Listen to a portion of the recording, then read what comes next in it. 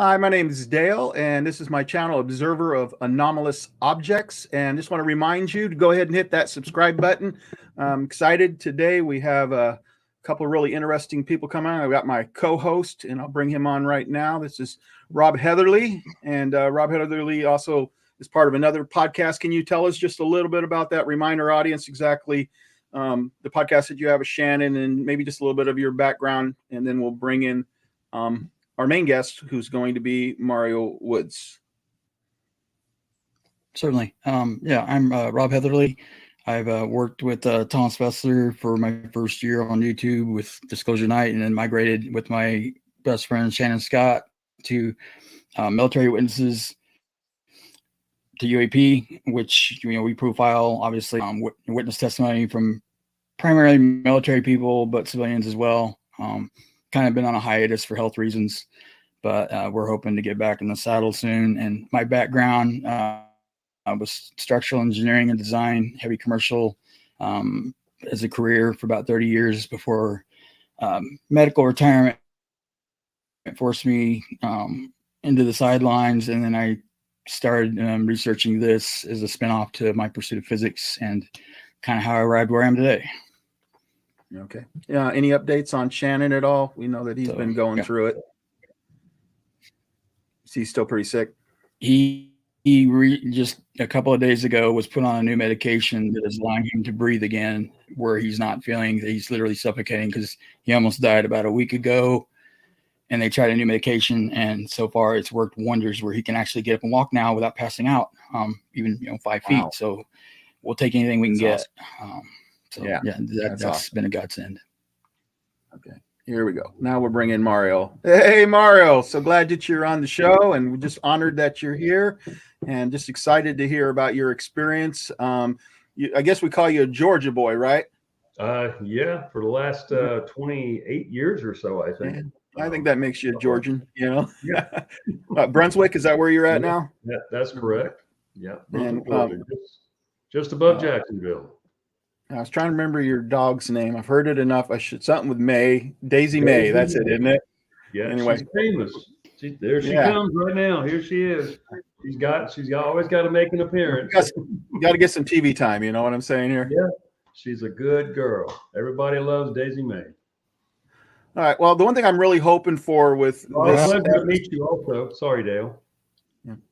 What I'm hoping for with this episode is to really, we're going to try to keep this podcast to 2 hours, but I'm really hoping that Mario, you get a chance to share the whole story, because I know when we've talked, you said like Unidentified and some of the other programs that you've been on, we just got a kind of a clip of what you experienced, not really the whole thing. And so today I'm really hoping to be able to bring that up. I've got the slideshow that we talked about to be able to do all the different slides of the pictures that you sent me. So whenever you're ready for those, just let me know, and I'll have to drop the banner stuff and be able to do that. So just let me know. Why don't you go ahead, and I'll put you on the main picture and let you start sharing your story with us, and then we'll kind of jump in as we can. Okay.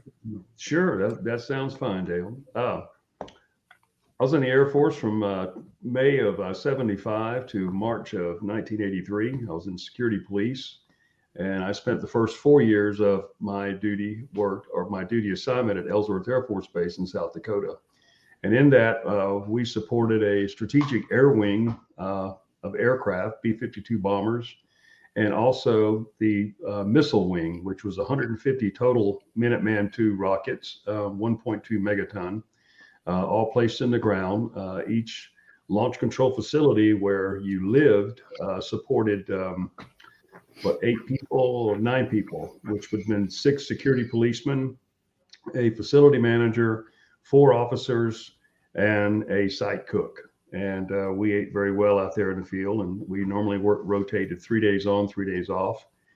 And it was a secure facility, and we had responsibility, as each LCF did, of 10 missiles. So you had November 2. In my instance, I worked at November, but not always November, sometimes other sites as well. But at this particular site, I worked. We had charge of November 2 through November 11 sites. November 1 was our launch control facility where we lived. That's where the officers would be underground 60 feet in a capsule and relieved each other. We were all on 12-hour shifts, and with the exception of the cook, he kind of pick and chose what he wanted to do, but he was always there for breakfast, lunch, and dinner. Facility managers, take care of the entire facility in every way. We're completely standalone if necessary, if we're cut off from commercial power, which happens usually in blizzards during the wintertime and so forth. Do you want me to just go right ahead into the incident and how it happened and what transpired that particular night, Dale? Yeah, I'll go ahead and switch this out. I'm going to be have the slides ready to go. So whenever you want me to try to bring those in too, and I'm not sure what those are going to look like yet, but you maybe just put those up as the main picture and then you can talk about them. But just let me know. I'll just show you kind of what they look like. That's the first one.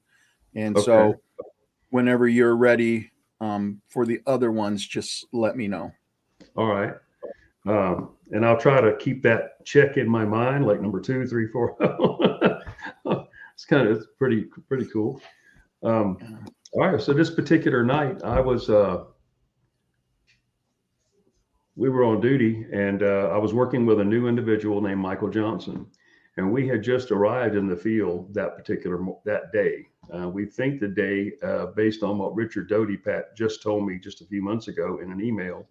It took me about 4 years to get in touch with him in a way which he could verify because he was at my debriefing the following morning of the occurrence. So we think it was like November 16th.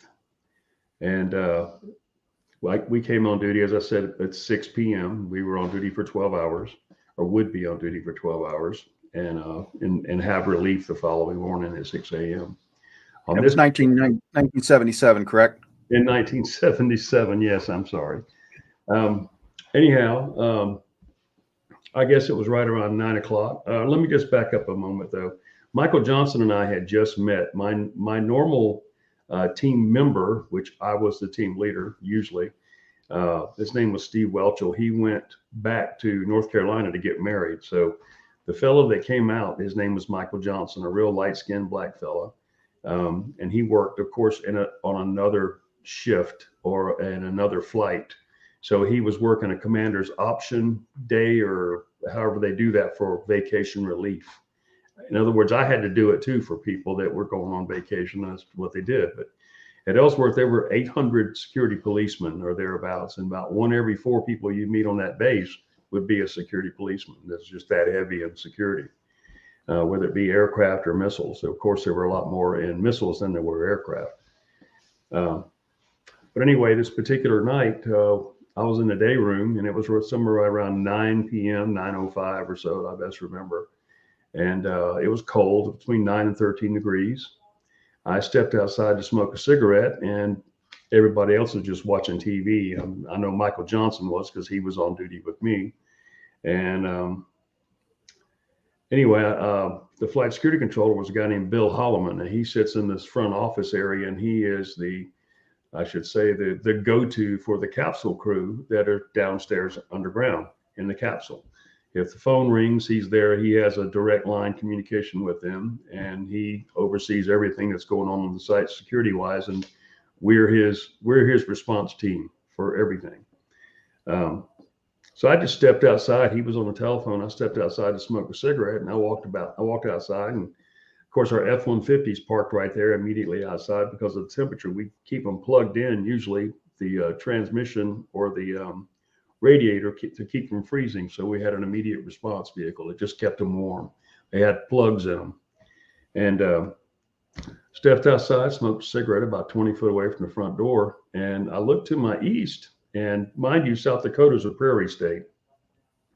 That's where the buffalo roam. I mean, seriously, there are no trees. There's no standing forest anywhere around the prairie areas.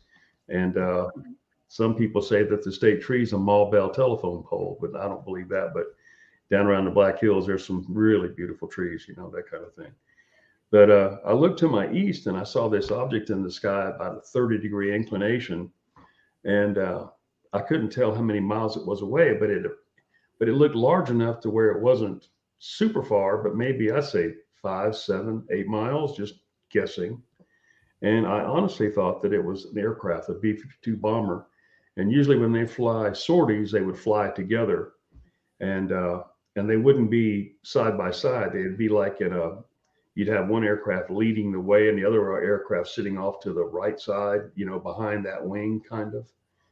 And I just kind of weird because the way the light was, it was just like as if it was one large light. So I thought maybe they were behind each other flying this particular kind of sortie or something, because we did see them do that sometimes. And if I stood there in question, smoking this cigarette, looking at them, what the hell is that? And could it be a helicopter? Well, that far away and in those prairie, you hear things. If there's a plane in the air, I don't care if it's a commercial bird, you can hear it. If you stand up there long enough, what's sound travel, 600 something mile an hour, right? So you would hear it. And I waited, didn't hear anything. And the light just stayed basically in the same place. So I put my hand up thinking, well, it's not the moon. I know what the moon looks like. And the moon's a lot larger than that at full moon, obviously. But so I extended my hand out, my right hand outward, and I put my hand out like this. And when I did, it would cover the diameter of the object. But if I did this and made a fist, then the light was around. In other words, it was bigger than my fist. So big object then. It was really perplexing. I thought, well, what can this be? Not thinking anything, or it's got to be related to military, But it wasn't. I thought it was just coming to me. That's why it didn't seem to be moving. It was coming toward me. It would be traveling to the west, and as I was looking east. So it's I looked at it a few more minutes, and I thought, well, I got an idea.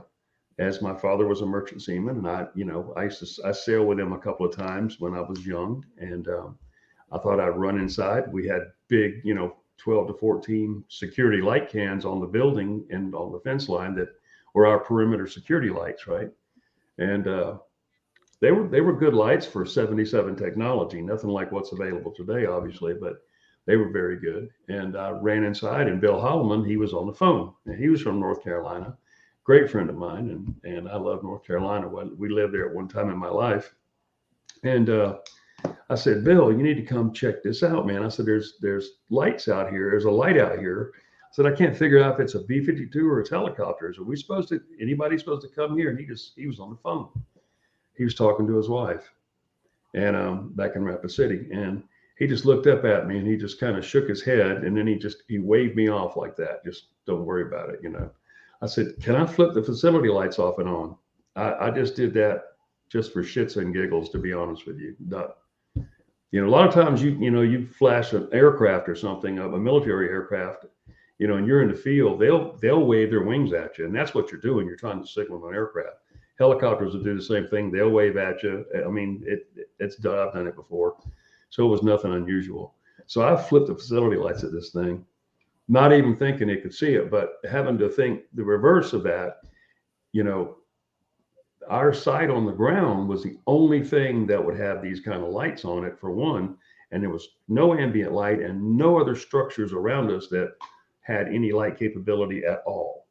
I mean, Newell, South Dakota, population of 230 at that particular time, was 8 miles to the south of where I was standing, and then the next closest town would have been, I think, Belle Fourche, which was like 28, 29 miles away.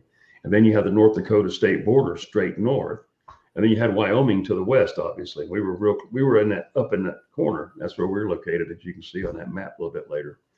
But so I flipped these lights at it. No sequence, no SOS. I don't even know if I remember how to do an SOS now, but I just flipped the lights at it 3 or 4 times, blink, blink, blink, blink, blink, blink, like that. And I walked back outside. I just stood there, and all of a sudden, it did the same thing. It went off, went on, off, on, off, on, off, on. And I just went, wow, okay, they see me. So mimicking what you were doing? Yeah, wow. Exactly. So I said, well, that's really cool. And so I said, I got to tell somebody. So I run back inside, still not hearing nothing because I'm listening. I kept thinking, okay, well, what is this? What is that? And it's cold outside too, and I'm just in my fatigues. Of course, I have long johns on, and I have, wool socks on. And I think I don't have my bunny boots on yet. I put those on a little bit later when we got dispatched, but So I run back inside and I said, "Hey, Bill," I said, "you got to come see this thing." And I said, it signaled back to me. I said, it's got to be B-52s, but it's not moving. It's just in the same place." He just looked up at me like I was nuts or something. I'll never forget the look on his face. And so I said, "I got to do it again." I said, "Wait a minute." I said, "Michael," I said, "come check." I poked my head around the corner because he's in the day room watching TV, one of 3 channels that was available to us at that time. And everything went off at midnight. So now it's about 10 after, quarter after 9, somewhere right in that time frame. And I said, "Michael, come check this out." Now, honestly, I didn't know the guy. He did tell me earlier that he was from Chicago, Illinois. And excuse me, it was in my eye. And so I'd never been to Chicago, but we didn't get to talk to. He didn't talk very much, but he outranked me by like 2 months. So he was my team leader on this particular tour of duty. So I tell him, "Hey, I flipped the lights at this object out here." And I said, "Object." I said, "I think it's B-52 bombers, and they must be coming this way." I said, "Come on in and check these out." So he didn't immediately get up. And I went back outside again. First, I flipped the lights at it again. I went outside and it was there. It didn't do anything. He came outside and I said, "Michael," I said, "watch this, man." I said, "Let me try this again." So he stands out there and I run inside and I flip the lights at this thing again. Come back outside and stand beside him. And I'm kind of like a little nervous about it. I'm kind of, come on, do this thing. And all of a sudden it did it. It flipped, it went off, went on, went off, went on. 2 times, just what I flipped it in, it did exactly the same thing. And he just said, That's all he said. He goes, I said, "I don't know if it's a plane or a helicopter. What do you think it is?" And I said, "But it's not coming any closer." I said, "I've been watching this thing for, 6-8 minutes now, and it doesn't seem to be moving in any direction." And I probably no sooner said that than this time it went off and it didn't come back on. And I said, "Well, damn, I ran back inside again and I flipped the lights at it again. It wasn't there. And all of a sudden, when I ran back outside again, it moved north, but it had moved more westward, kind of in a V shape or kind of at an angle more north of our location than where it was due east. And it popped back on. And I said, "Well, dang, man." I said, "What do you think about that?" And he goes, "Oh, whatever, man." It's probably just a jet or something. That's what he said. I said, "You can't hear nothing though." And it didn't really interest him. I'm not sure if it frightened him or what it did, but he just didn't. He wasn't as excited about it as I was. So he strolled on back in, and I wanted to flip the lights at it again. And as I turned to go in, it went out and it didn't come back on. It's a total of 3 times that I flipped lights at it. 2 of the 3 times it flipped back at me. The 3rd time it went out, it didn't come back on.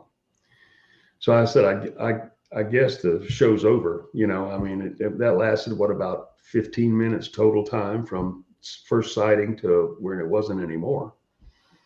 So we went inside and didn't think much more about it. I told Bill Holloman, I said, "Man, still can't figure out what that was." I said, "I flipped the lights at it a couple of times." I said, "And it signaled back." He says, probably a B-52. I said, "We never heard a sound though." And he didn't say anything. He's one of those guys. It didn't impress him.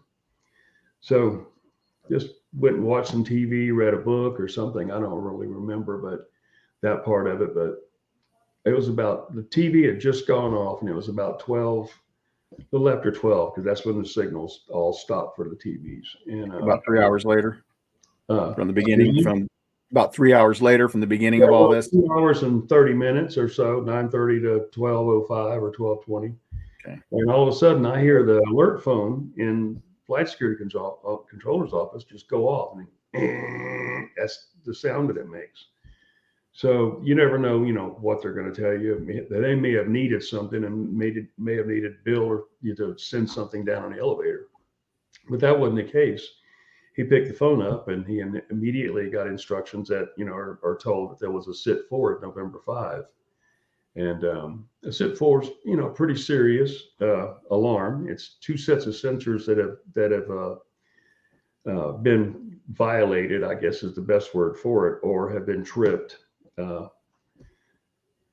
which warrants a different type of an action by security police personnel to find out what the reason is that that's happened. So immediately we get our safety briefing, get issued our code tables, our weapons, and everything that we normally carry, and take our ditty bags with us. And had the vehicle was plugged in, had to unplug that, crank it up, get everything warmed up, put on my bunny boots. I remember doing that. And now, what are bunny boots? You got to explain bunny boots. Okay, a lot of people don't know what bunny boots are. You got to explain them. They're used. The Navy uses them a lot on ships, on aircraft carriers. Excuse me. They're a rubber boot. It's an over boot. It doesn't go over. It goes over your foot and sock, of course, but it has a Schrader valve on the side of it. They're really heavily insulated with bladders on the inside of them, and they're used for extreme cold weather use. And you open the Schrader valve and you blow your breath at 98.6 degrees into these bladders, and it inflates the boot inside. So what happens is when you close that Schrader valve back off and put your foot in it, your body temperature, and it works a long time. I mean, I've never ever got cold in a pair of bunny boots, and I've been in some 25, 30 degree below zero weather with them. So they come in white, blue, dark blue, and black. So anyway, I must have been blessed in the Navy because we never had boots like that. We had boondockers and stuff, but we never saw that kind of temperature either. Yeah. I guess I've seen them in use on aircraft carriers, but I thought I saw some kind of a sole attached to them that was different than the rubber sole that was the ones that I've seen in pictures that I've seen. But anyway, in this particular case, I love those things, and everybody that I know that used them loved them too, because you couldn't wear a leather combat boot in that kind of weather. Why don't we do this right now and maybe bring up some of those? We call them Mickey Mouse boots. And Mickey Mouse boots. Here, we'll bring up a couple of slides first. This is one. That's true. Yeah. I hate to cut in on your story, but let's just go ahead and cover this just for a minute. This is a get together you had about an upcoming movie. Is that correct? Well, it's a documentary, and the fellow in the middle is Dan Farah, who is a pretty well-known producer in California, and that's in Los Angeles. And this documentary is coming out after the first of the year, and it covers. There are many more people that were involved in this that are in this picture. And let's see, you'll use Dan Farah as in the middle, of course. To his immediate right, that's Dr. Bob Jacobs. And then to his right would be Lou Elizondo, and then you see David in the middle there again, or Dan in the middle there again. There's me to his left, and then that's Terry Lovelace on the outside here, who's a really good guy. We had a really good time out there doing that, and we're out there. That documentary's coming out, but you don't know the name of it yet, correct? I do not, and I haven't been told to say that, but I'm sure this is just fine what I'm doing here. So that's really hard to read, but that's the Arrow document. I should have that was folded at one point I had to fold it up and take it somewhere one day. And I don't know if you guys can see the mouse or not, but I got it right over Errol. This was an invitation for you to come and to recount what happened to you, correct, Errol? Correct, yes. Mm-hmm. So Rob was bringing this up. This would be a perfect time, Rob, for you to jump in and just, ask him the question that you were talking about earlier after Kirkpatrick said that there was no evidence of extraterrestrial, if you want to jump in on that. Yeah, go ahead, Rob. What's your question? There was no connection with the UFOs and nukes. Well, Kirkpatrick had stated several times that he found no connection to UFOs and nukes. That means in his official capacity, he didn't look, because like with Maelstrom, there are government declassified documents that even state that these occurrences happen. And I'm sure you submitted a report for your incident that would corroborate it. So they could pull those reports and verify that your story is accurate, and wherever your your Michael Johnson was, I don't know if he's ever turned up again to give a statement, but they could corroborate all these stories, but evidently he hasn't, or else put him under oath and see if he says the same thing, is my thought. Yeah. Well, they've been looking for him for 40 something. We've been looking for him for 44 years now. And a lot of money has been spent on behalf of some investigators. And Robert Hastings was the one who basically initiated that after I talked with Robert the very first time. And he and I, become pretty close friends. And I'm in his second book also. And we talk as much as possible and share a lot of different opinions and ideas. And I don't do any of this stuff, but I don't That do Hastings book. the second one is Yeah, UFOs and nukes. Yeah, that's what I thought. it's called Confessions. The second one, yeah. All Yeah, right, that's thank you, Rob. good.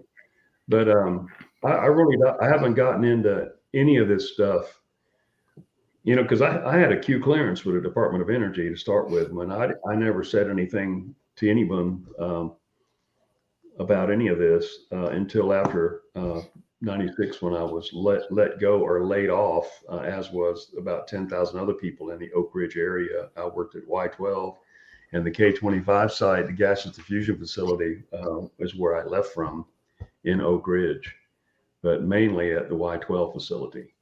And there's three plants there in three different valleys, and the reason they're in valleys is because they thought if they were to be nuked, which they're sure they're targeted. You have Oak Ridge National Laboratory, then you have the Y12 facility, and then you have the K25 gaseous diffusion facility, and all that was part of the Manhattan Project. So even though I wasn't directly in the Manhattan Project, I was at the later end as this, which is pretty cool to think about, being part of something like that, because it was a massive undertaking. That's what went on.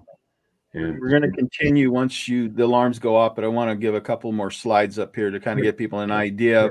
This would be November 5 on the left-hand side, correct, Mario? Yeah, that's Google Maps. That's correct. That's November 5. It's still there today. Decommissioned, right? Yes, it's decommissioned. And the rancher who owns the property has since, as of 2019 or 2021, I'm sorry, he placed a cattle processing building on top of the site. And the reason being is these sites were so well built, they have a huge rock bed that's been formed and placed and hardened, which allows the area to remain dry during really severe winter storms. So when the ranchers got their properties back, even though it was leased for 99 years at a time until the government gave it back, they kept their hay and a lot of food sources on these sites within the fences. The fences are still there, and I think they're 12 feet high. I think they're 12 feet high, and they go down on the ground a few feet. But he built this building there, metal building, for producing or for doing something with his cattle. That's it. That's Foreman Road directly. The other one on the right one, real quick. We'll cover this just real quick. If you look towards the top of the map, you can see November 5 and then where November 1 is.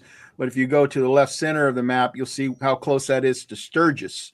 That's where the great motorcycle get together goes on. And if you go on down, you see Rapid City. You can see Ellsworth Air Force Base. And so that kind of gives you an idea of where that stuff is.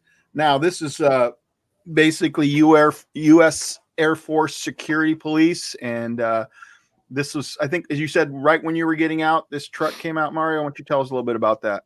That is a Cadillac Gauge armored personnel carrier, which they were just coming into service as I had gotten my assignment to Osan Air Base, Korea, which I did get to operate one of those in the field twice, I believe. And the problem they were having, of course, you have all these clay roads. And clay roads, they develop little stutter bumps, and there were hard rubber tires on these vehicles. So you had to be really careful as not to go too fast per se, or you would kind of lose your traction, and could cause something detrimental to everybody's health. But it would just be two guys in that vehicle. Now what you see here is, and you see in the background, you see a helicopter. That's a quick reaction team. There would be 6 members in that helicopter also. You see the missile site is located directly behind the armored personnel carrier, which it too is a hardened facility. And of course, everybody that's in front of the APC, that's another 6-man fire team. Looks like there's 8 though. It could be a couple of different teams put together. I'm not sure, but yeah, it was it would be quite difficult to get what you wanted out of the ground there. And in here is the man himself. Yeah, That's a good picture right there. And then I didn't realize it, because I couldn't tell with the gas mask on, but this is also you as well. Oh yeah. Just to give everybody an idea, this is what he looked like. Mario looked like in 1977. The one on the left is actually in 1978, and okay, that was at Osan Air Base in Korea, and I was part of the emergency service team there, EST it was called. And then the one on the right, as I'm looking at it, that's working with United States Department of Energy, and that is in Albuquerque, New Mexico, undergoing a quick reaction team or a SWAT team training course that they put us through out there, 1, 2, 3, and 4. And it was a lot of fun. And the reason for the gas mask is we just come out of a shoot gas house where they deploy gas, and you've got to engage, different type targets, under the influence or smoke and gas in a smoke and gas atmosphere. So you had to be really correct in what you were doing and target acquisition kind of thing. Wow. A lot of fun. Awesome. All right. Now, why don't you go ahead and we'll just show this picture, and then I'm going to come back onto the group again. And okay. But that's now you've got the alarms going off. Now you mentioned that there were 2 alarms inside and outside. Now I was trying to get some clarification on that. Was it outside of November 5, the fence line, and inside the fence line, or one above ground and one below ground? Correct. If you'll go back to that slide, I'll commentate on that real fast. Okay, that's the object sitting approximately 5 to 10 feet above the blast door. Blast door, is a heavy concrete infused metal door with 9 tons, I believe is what it weighs, 9 to 11 tons. It's on a rail system. Those 3 items that you see sticking up that look like little ears per se, that would be the 3 antennas that have a signal that is radiated between the 3 antennas, and at about 10 or 12 feet above the antennas, absolute to ground level. Anything bigger than about 6 inches in height, or a bird, a little sandpiper or something like that, would set these antennas off. Sometimes, of course, the snow would be so deep you'd have to dig out between these 3 antennas to get a reset before you could leave the facility. But just below the middle part of that picture is a thing called the A, B, and C plug. And those are hardened access points that are also censored. And one of those alarms also was activated at this particular time. That's what made the situation more serious than it was just a normal outer zone. So those 3 antennas related directly to an outer zone penetration. Anything that penetrated those would be a different situation. But if in conjunction with what was above ground and below ground, when they both sounded, then it was a much more serious alarm. And that object, and as I've said often, that object was about the size of a super Walmart building, and it made no noise, and it was 5 to 10 feet off the ground, and it was so intensely bright and so powerful, I don't have words to describe it. Was it like gaseous? Is that the way you would describe it? The term that I gave it. For the simple reason that, you see, have you ever seen a Tesla coil work by any chance? Oh, yeah. Have you ever seen one? Well, imagine that, but you know how there's spaces in a Tesla coil and you can see the coil itself, that electricity is going everywhere, but you can see the coil that's emitting it. Well, in this instance, the entire object is covered in that electrical output, but very close to the outer structure of the object itself, meaning there were no gaps to see any leading edges, no cockpits, no thrusters, no types of markings or anything like that. I mean, it was the most controlled power source, or whatever you could call it, that I've ever seen in my life. I mean, Just for clarification, real quick, Mario, was there or was there not a separate flying saucer above it? I saw something somewhere that had that there was a flying saucer above it, but I've never heard you say that. no. Now, what there was after the immediate contact with this thing, and you notice if you can pull back a little bit, our vehicle's sitting right directly in front of this cattle You want the next slide? If you can show it, yes. Okay, the one on the left, you can see basically where we were located, and that's at the T section in that picture at the bottom there. And the object in which I'm trying to describe was like a beach ball that was about 6 times the size of a beach ball, maybe a little larger, and it was black, that was dancing in front of our windshield and above our hood. And of course, back then in 77, there was no such word as drone or anything like that I can ever remember or was ever Or even orb. Yeah. Or even orb. Yeah. But to me, an orb is something that's, I don't know, the size of a basketball. I'm just guessing because I've never seen one, but this thing was the size of a Volkswagen. Give it that, an old style Volkswagen. It was that large, and it was perfectly. And it's separate from the one that we're seeing, though. It's separate from the bigger object, correct? Yeah, absolutely. Okay. And that thing moved like as fast as you can move your eyes from side to side, up and down. It had that kind of control over itself. So I don't know if that was a hard object or a soft object or what kind of object it was, but whatever it was, it did what it wanted to do, and it did it so fast that there's no explanation of how something can move like that. Was that like right after you got there? 'Cause I mean, I just can only imagine the emotions that you're feeling when you get there and you see this huge thing, and then you talk about this other orb-like object as well. How much time had gone by before you saw the second object? Oh, probably, if I could measure it, probably 3 minutes, maybe. I mean, if I can, when we departed the facility, if I can just back up to that real quick, after our dispatch, it was about between 12:05 and 12:10 a.m. We went to and these are all clay roads now. So we went to the first road and turned to our left on our access road. It ended and turned left. Went to the next intersection. It's called Missile Road. Turned another left. It's on a clay road also. And I'm the passenger in this F-150 pickup truck, 2-wheel drive.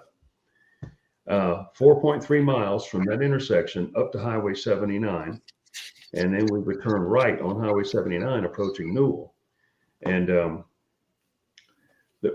I guess the road kind of went down and then back up to the roadbed of Highway 79. And as we were driving, I happened to look over in the proximity of where November 5 was. Now, mind you, that was the closest launch facility, LF, to our LCF where we lived. Mm-hmm. So not only you could have alarmed November 10 would have been, 35 miles away. It was really far away. But this was the closest site to us, which is really strange to me. I don't know. And you didn't get sit forwards very often either. But so as we were approaching Highway 79, I just happened to look over, Dale, to my right at about the 4 o'clock position.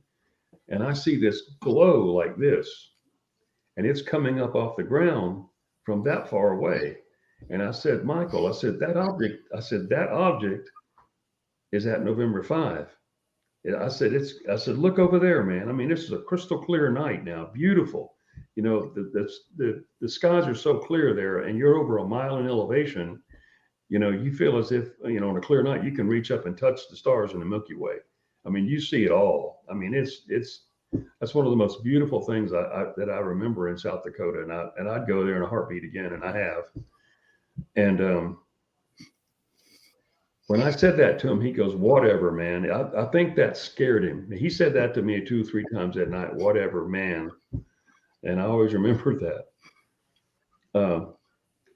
But as we approached Highway 79, I looked over and saw that, and I could see this pulsation coming off the ground like a red, orange, whitish glow of some kind. Didn't know what it was, hadn't seen the object yet up close or anything like that. When we got onto the roadbed of the highway of Highway 79, so now we turn due south, heading towards Sturgis, toward Newell, and we were on top of that hill. Then at 4 o'clock became about my 1 or 1:30, and you could see it really good then, really pulsing. I said, look, man, I said, I'm telling you, that thing is sitting right there on November 5. He didn't even answer me that time. And then the road goes down and it goes to a stop sign at the beginning of Newell. There's one stop sign and there's one red light, stoplight in Newell, South Dakota. The population today is 650, and you can check it. We were just there for that Discovery Plus thing, Alien Endgame. And so at the stop sign, same house is still sitting right there. Turn right onto Orman Road, Orman.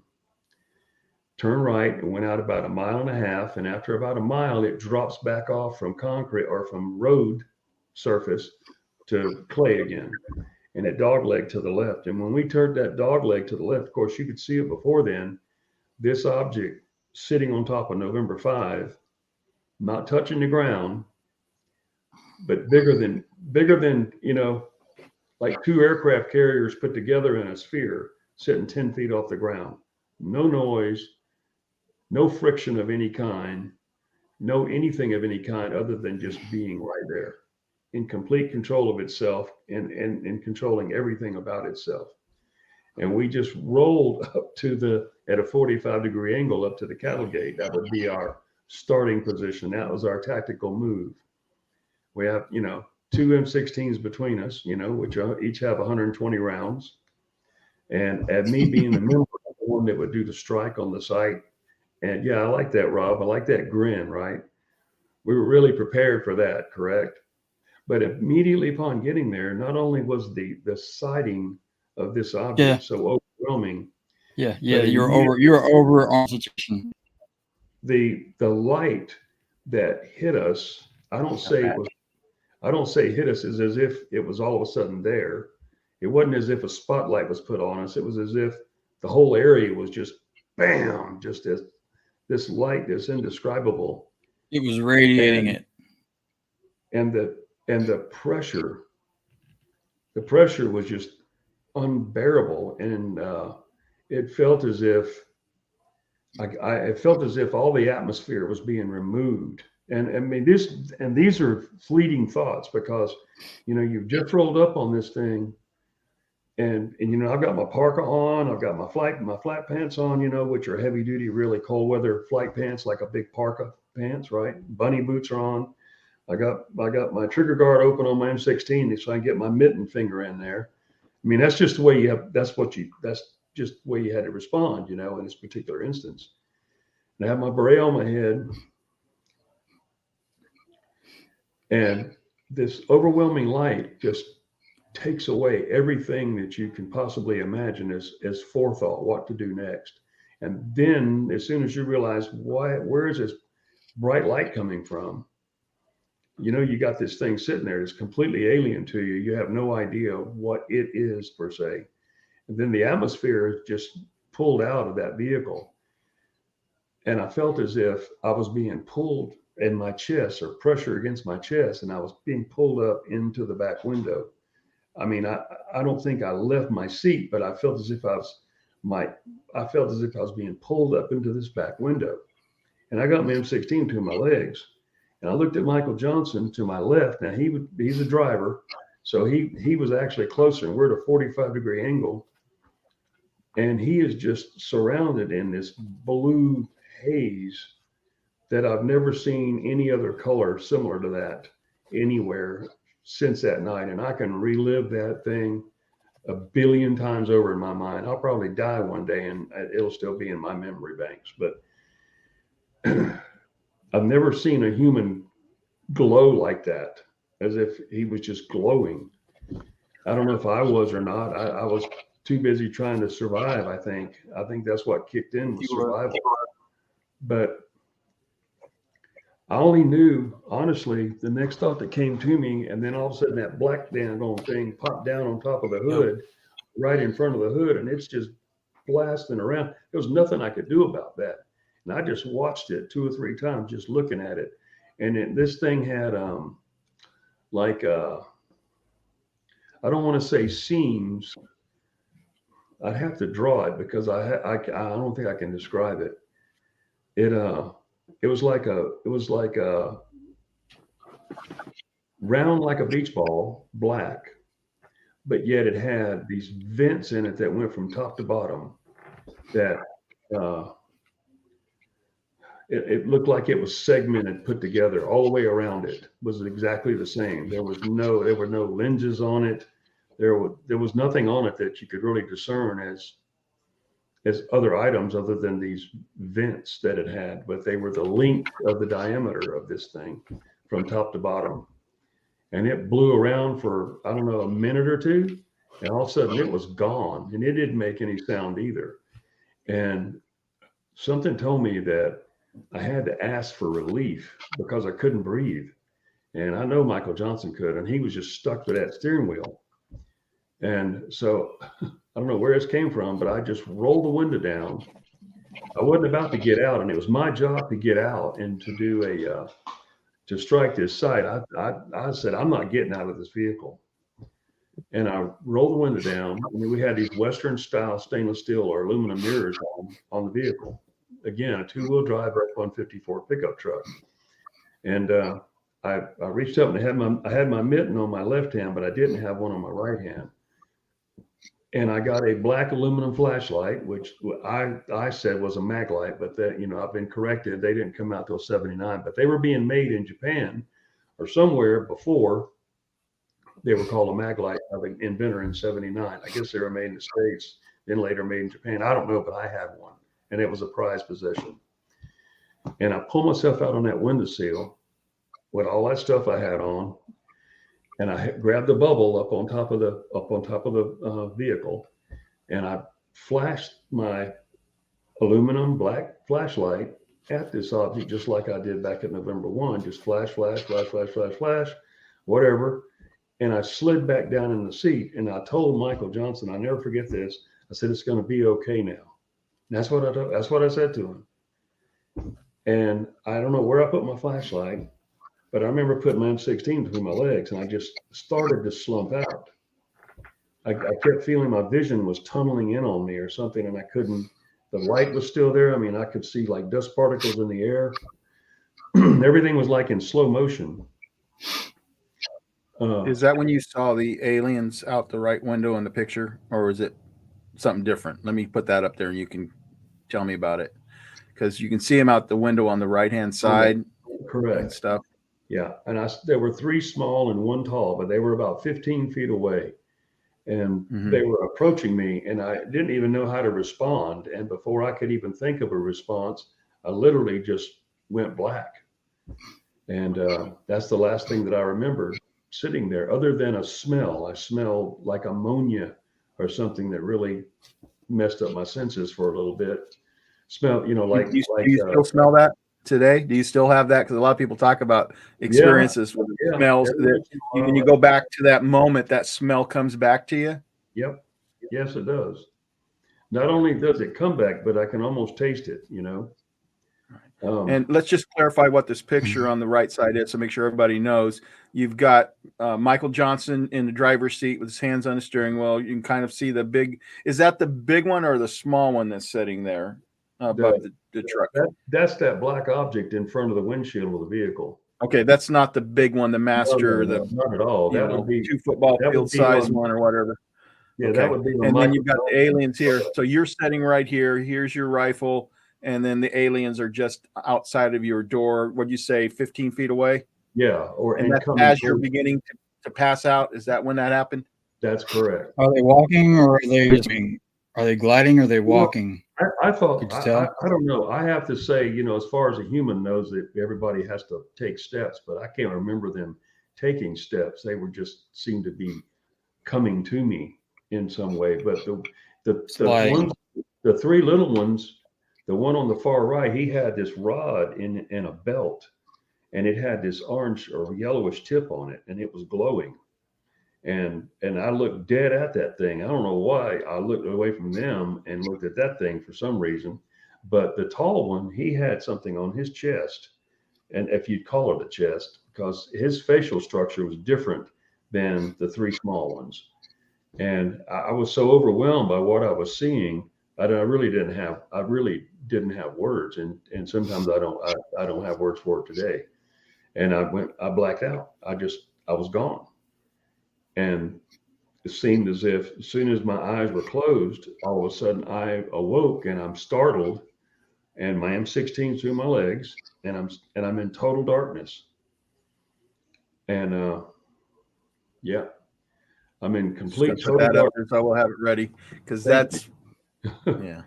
And I drew those, so they're not very good. I'm not a very good artist. I drew those a few years ago, and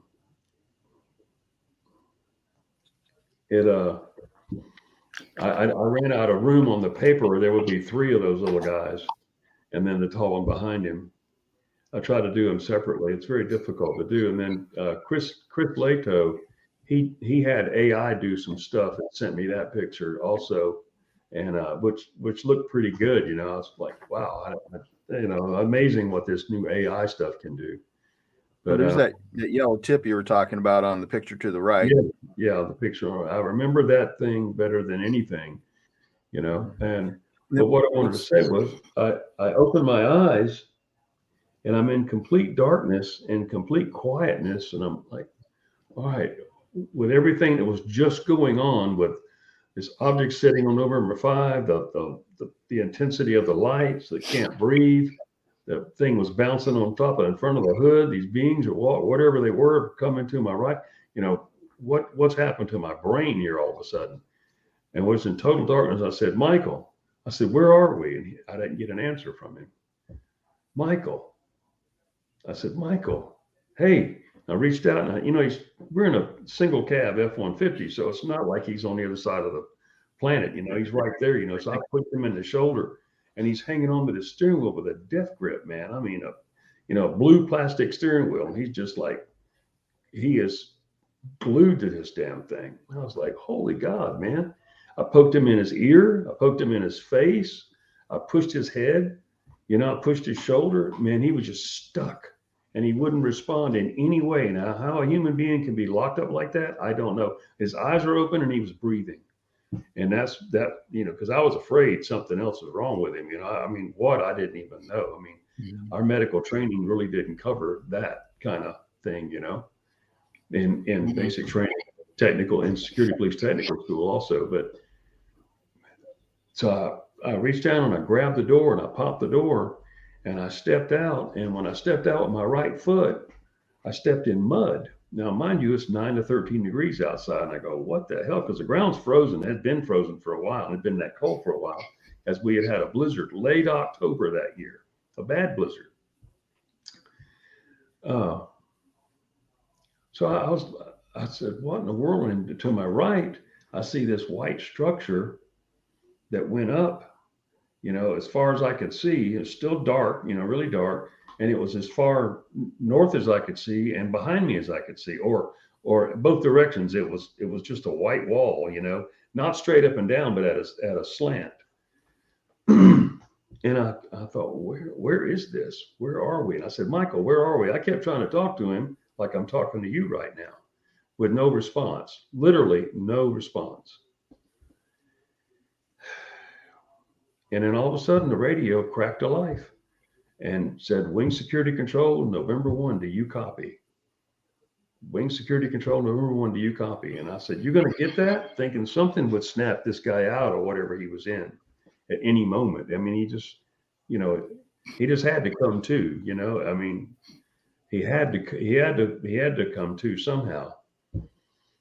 He never answered. I reached out and grabbed the microphone and I said, Senior Airman Woods, Wing Security Control, WSC. I said, this November 1, I said something else too. I said, this is Senior Airman Woods is what I said. And he goes, where are you located? And I said, I'm not sure. I said, I don't know. And a long pause came, maybe 5 or 10 seconds. And he goes, are you hurt? have you been in an accident? And I said, no, sir, I'm not hurt. And no, we've not been in an accident. I said, but I can't get my partner to respond. I can't get Michael Johnson to respond to me. I said, I don't know what's wrong with him. He said, well, he said, I want you to do 1 minute security checks because we're going to triangulate your position. And, you know, we had briefly gone over that in tech school, but I'd never applied it or never knew it to be done. You know, I've never done that. So I didn't know how that was done actually. But so I started doing 1 minute security checks, and he would ask certain questions during that time. Like, you know, can you get any response from Senior Airman Johnson? No, sir, I can't. He's unresponsive, but he's awake, he's breathing, and his eyes are open. I can't remember him blinking his eyes, though. That's one thing that haunts me to this day. So I guess 20, 30 minutes went by, and I didn't even think anything about it. And I looked down because did they indicate that they were looking for you guys, or that you'd not been responsive for a few hours, and that they were looking?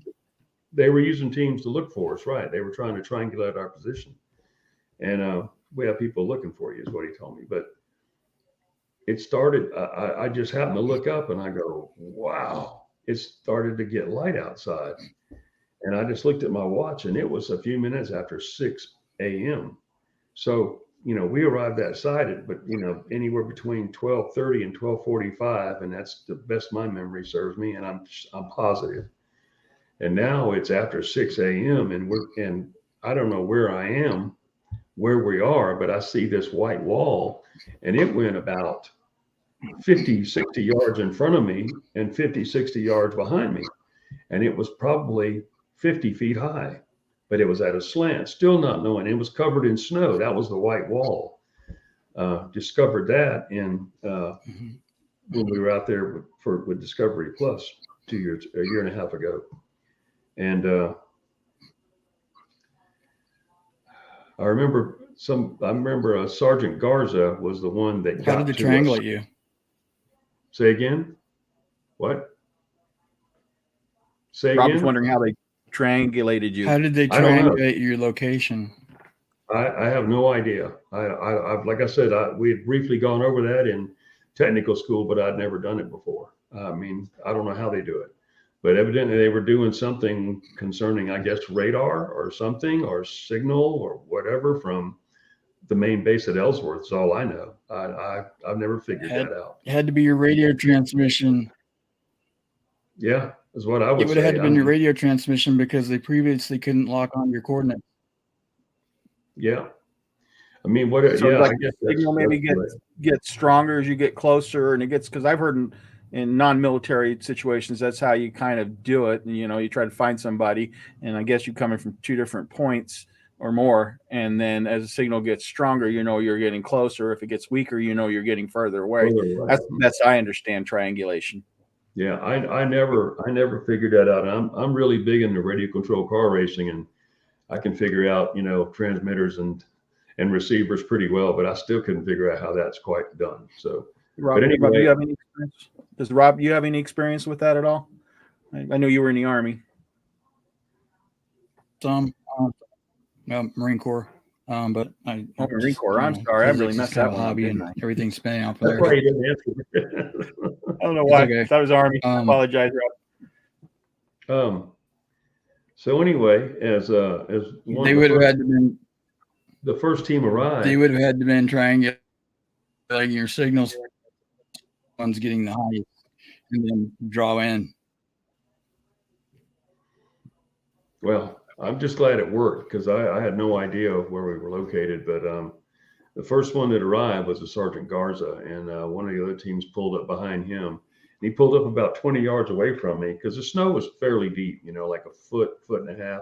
And that snow there is very dry.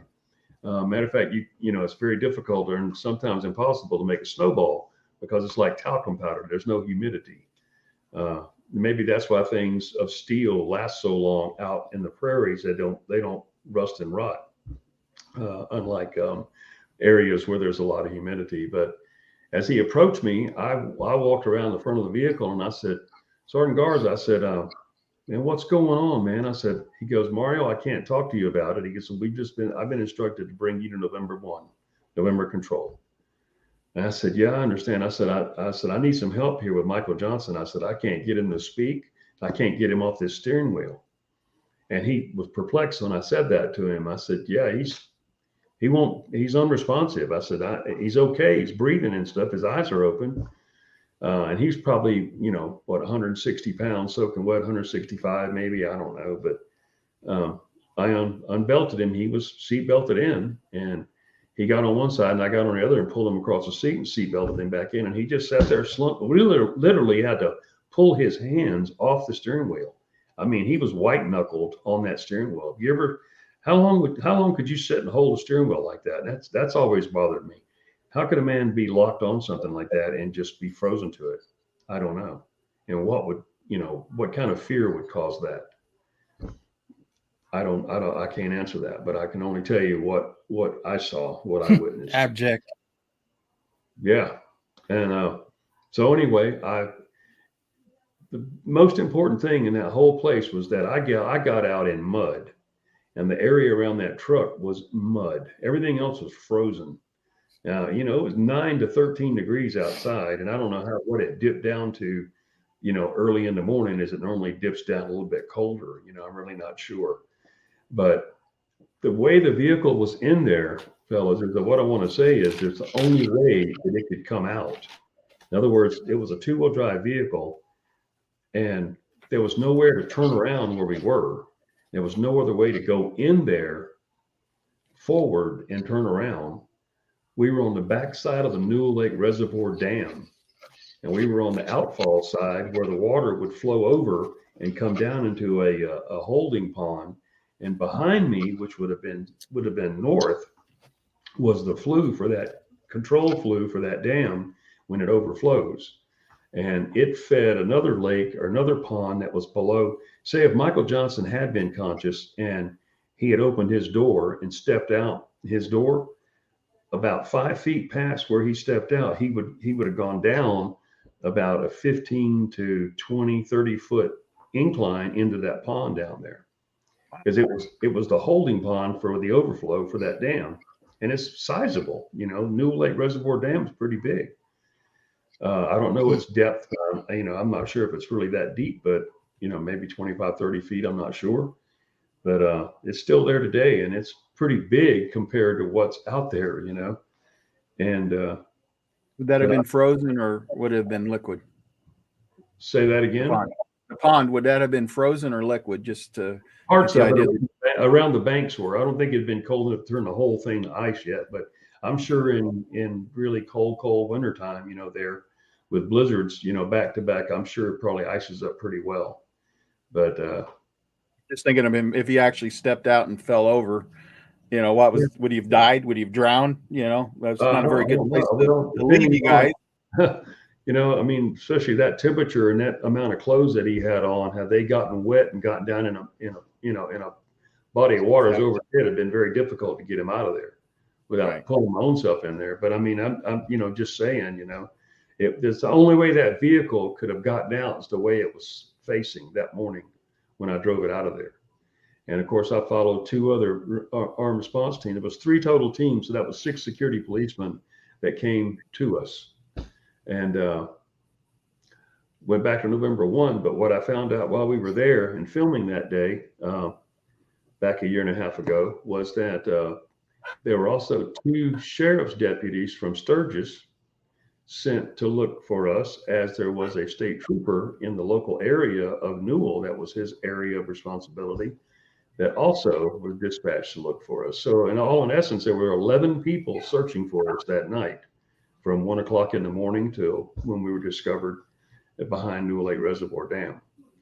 But upon arrival back to the facility, followed Sergeant Garza back, and they turned around and went back to their respective sites. Immediately, the off-duty missile combat crew came outside, as with the flight chief and assistant flight chief and the flight security controller, Bill Holloman. They all came outside, when we arrived. And they got Michael Johnson. I said, I can't get him to speak or anything, and I went with my flight chief and one of the officers, and I can't remember. There's another person with us there too. Might have been a site manager, but they took Michael Johnson back in one of the back rooms back there. I think the facility manager's room. I think. And while they sat me in the day room, and they just started questioning me, like, what happened? What do you remember? Where have you been? What have you been doing, Mario? And all this, it was more like an inquisition than it was a questioning per se at that particular time. And I felt ruffled. I just felt, I don't know, I felt so dirty or something as the word. I don't really know. I answered every single question I could answer for about 2 hours and 20 minutes or so, just sitting there, and I had to get some water. I hadn't eaten anything. I was tired, and just thoughts just kept running through my brain, like lightning bolts or something. And Master Sergeant Gray, I just told him, I said, I'm trying to, get all my thoughts. One thing I did not tell them is what I saw out my right side window, because had I done that, then that would have disqualified me from the PRP field, personal reliability field, in a heartbeat. That would have just, especially so you saw the aliens, they would have done. I've seen these guys outside this right window, I'd have been done. And I guess it was a couple of hours, like I said, of all questions that, what did I see? I told them everything I saw except those beings, what happened, where we were. Kept saying, how did you get there? I said, I don't know how we got there. I said, the last thing I remember was passing out on November 5. And I said, I never left the vehicle to strike the site or anything. So my biggest question and biggest worry at that particular point in time was being that I didn't perform my duty, on a nuclear weapons site where I was dispatched to find out as a security policeman what caused the alarm. So that was a violation, of something under the UCMJ that I was afraid of. All kind of things can happen to you. They can demote you in rank or boot you out of the career field, put you out of service, dereliction of duty. I mean, it's just all these things kept running through my mind. And I was newly married at the time, and I was really afraid of that. And but after about 2 hours and 30 minutes, 2 hours and 45 minutes, I told Sergeant, I need to go to the restroom. And so, okay, and I kept asking about Michael Johnson. They told me not to worry about him. Excuse me. And so I went to the restroom. I'm in, regular fatigues. I'd taken all my stuff off, but I have on, my long johns underneath my clothing. Taking off my flight pants, my bunny boots, and some normalcy. And I went to the restroom. Didn't have to do anything. I just wanted privacy just for a minute. I didn't want to be around anybody. And I walked into the outside stall. There's 2 stalls in there, and I closed the door.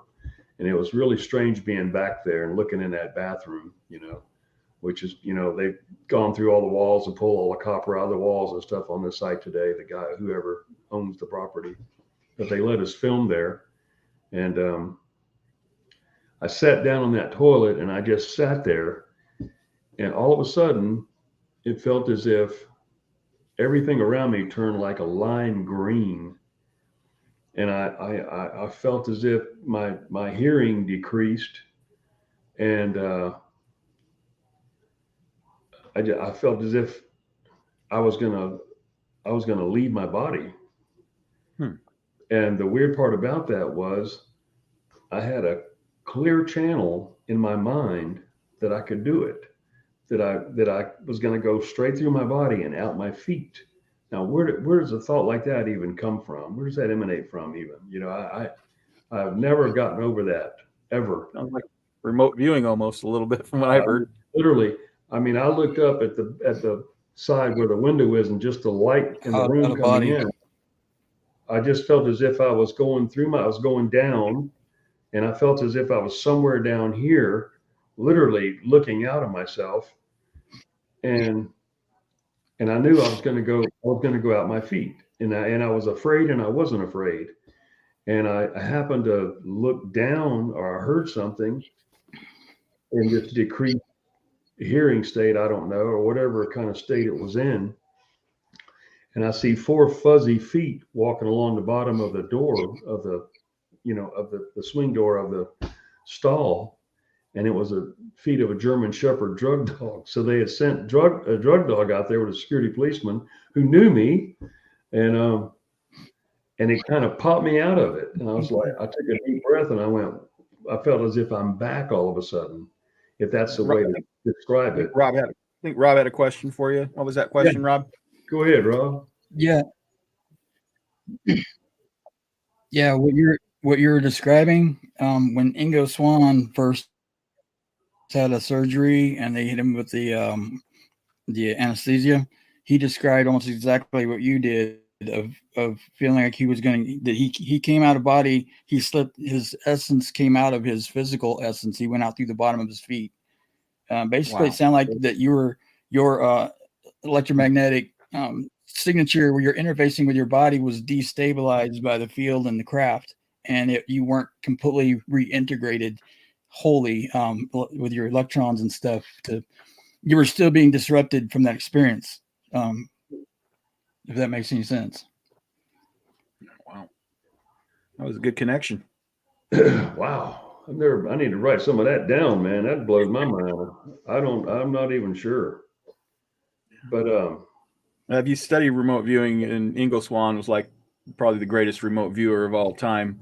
There's a lot of insight, out of body experiences and stuff like that. So it's just interesting. Rob kind of put a different, I guess, frequencies and stuff are involved as well. So I think he eloquently, explained it better than I could. I need to read up on him. I've heard his name, but I've never really studied much about him. But I need to read some.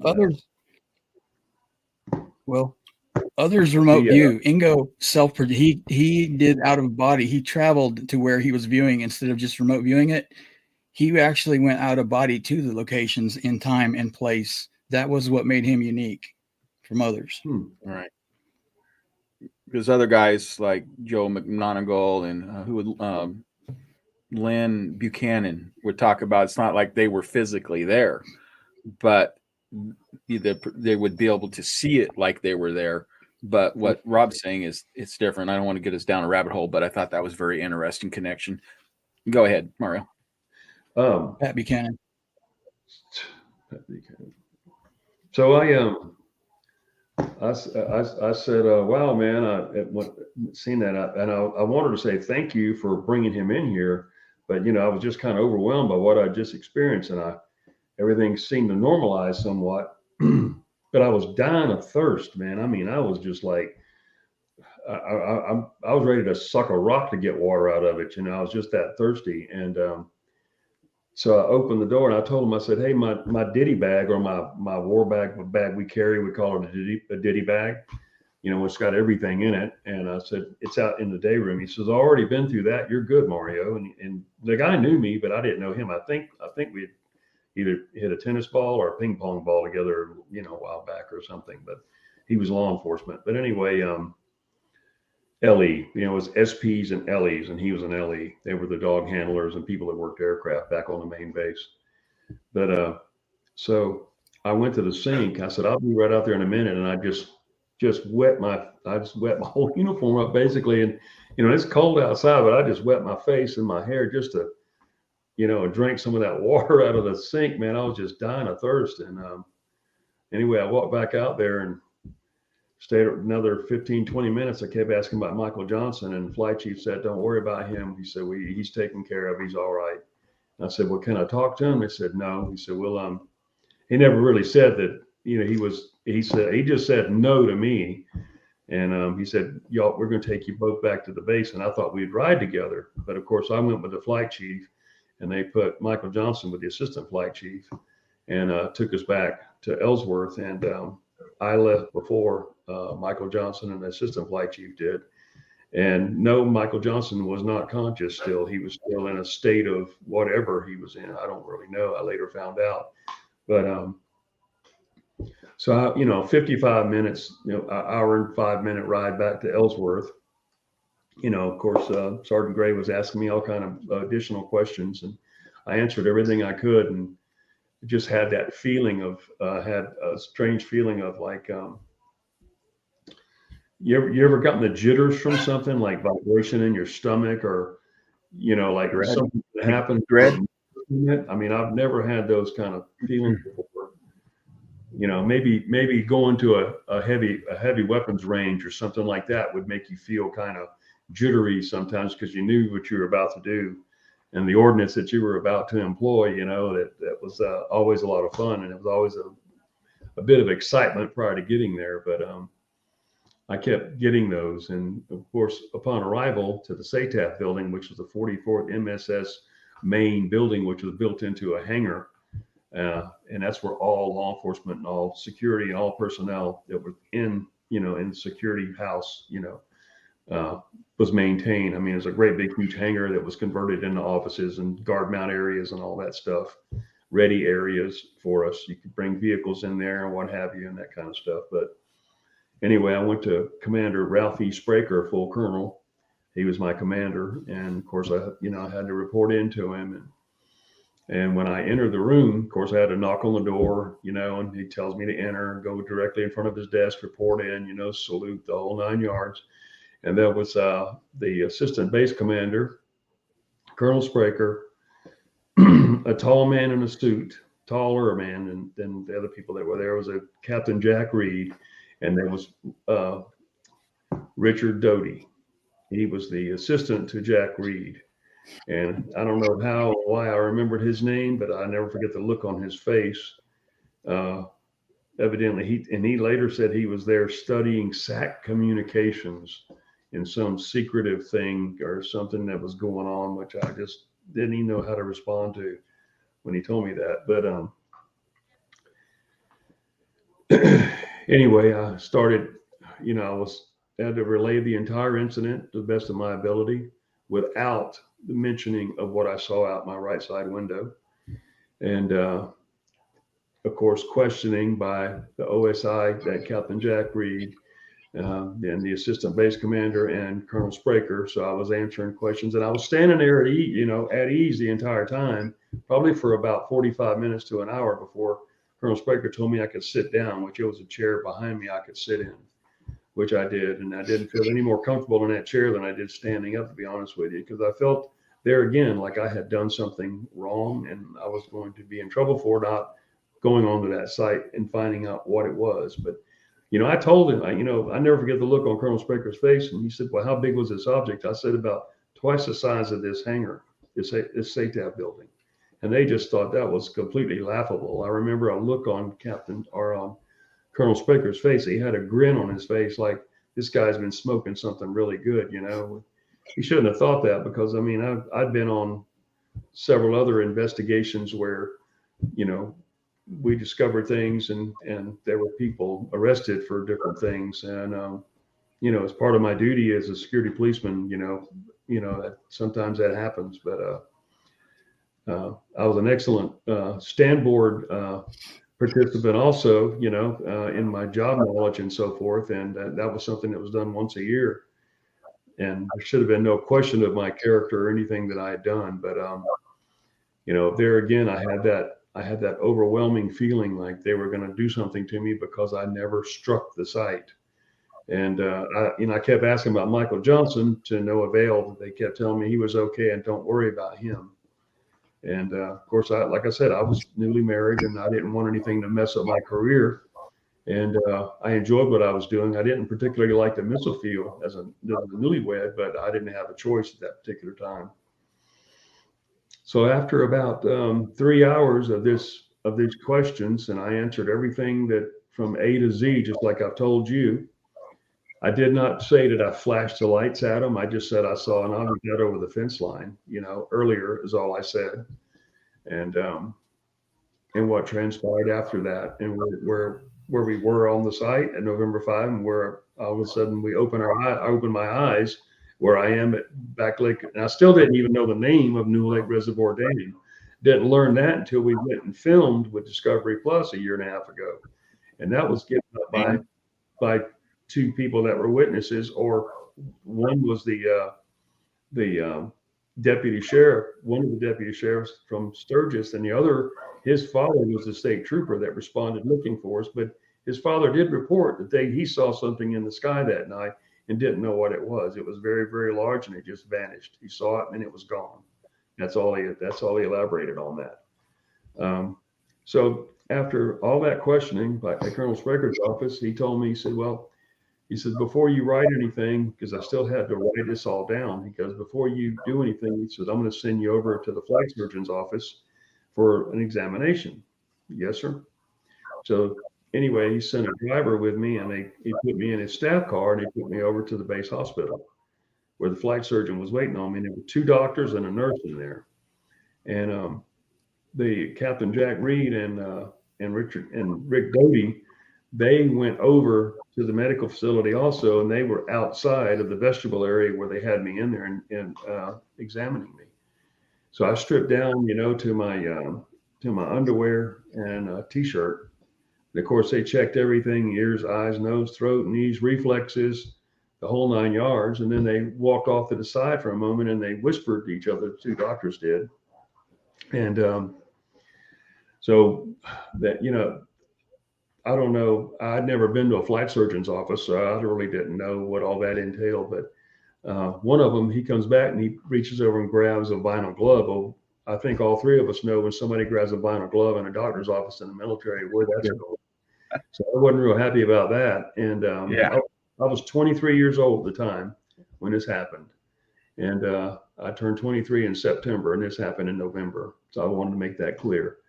And so anyway, he goes, "You mind if he goes, I need to take a look at your gums." I said, "What?" That was a relief. Even in somewhere, it was not where I thought it was going to be. I said, "Okay." So he had his, these were white or, those vanilla looking gloves at the time.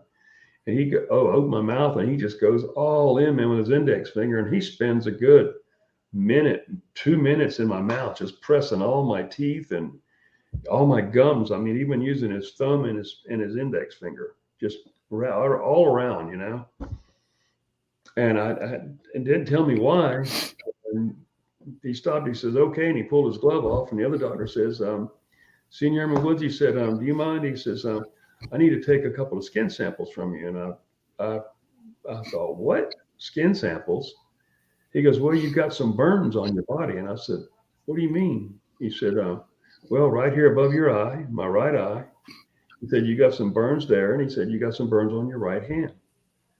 And I just looked at it. I didn't think nothing about it. And it really wasn't even tender at that time. It was like a sunburn.